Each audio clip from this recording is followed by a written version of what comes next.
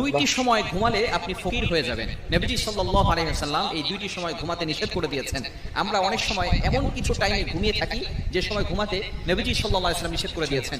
এই সময় যদি আমরা ঘুমিয়ে থাকি তাহলে আমাদের ঘর থেকে বরকত উঠে যাবে।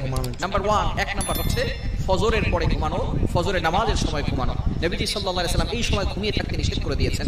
ফজরের ব্যাপারে কিন্তু আল্লাহ তাআলা পবিত্র কোরআনুল কারীমের ভিতরে আয়াত নাযিল করে দিয়েছেন এবং ফজরের ব্যাপারে আল্লাহ তাআলা কসম করেছেন, ওয়াল ফজর ওয়া লায়ালিন আশর। আল্লাহ পাক রব্বুল আলামিন এই ফজরের ব্যাপারে কসম করেছেন।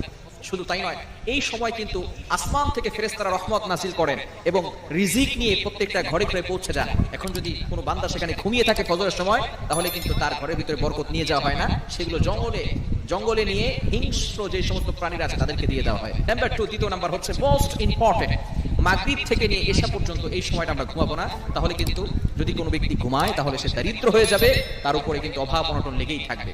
নবীজি সাল্লাল্লাহু আলাইহি সাল্লামের হাদিস